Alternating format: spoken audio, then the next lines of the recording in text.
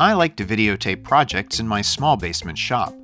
I want an easy way to mount my camera to the ceiling so I can get amazing shots without tripping over a tripod. This is called a grip head and boom arm. The end of this extension arm is threaded to attach this small quick-release ball head camera mount.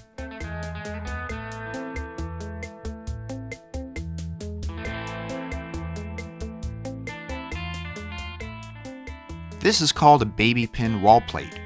The 3 parts cost around $120. I'll put my Amazon links in the description. The baby pin will be secured to the ceiling, so I can attach the boom arm and a camera anytime I need it. Here's an easy way to transfer marks for pilot holes. Once the tape is where you want it, you can use a small awl to mark the holes.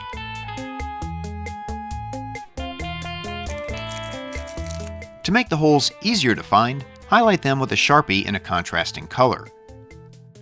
I'm going to attach the baby pin with exterior grade connector screws.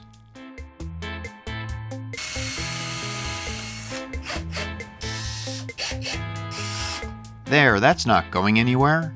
Now it's time to attach the grip head and boom arm. The HDMI cable you see is so I can view the camera on a large monitor. The ball head lets me fine-tune the camera position and shoot horizontally or vertically, like this video. The big smooth handles on the grip head let you lock the boom arm securely in any position.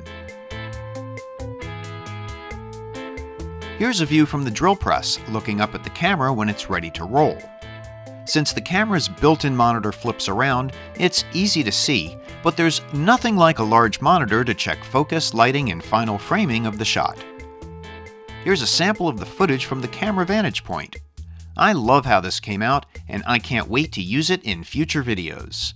For more creative video tips, please check out my Cameras and Gear playlist. As always, I look forward to your comments down below. Be good, be well, and be safe, and I'll talk to you very soon.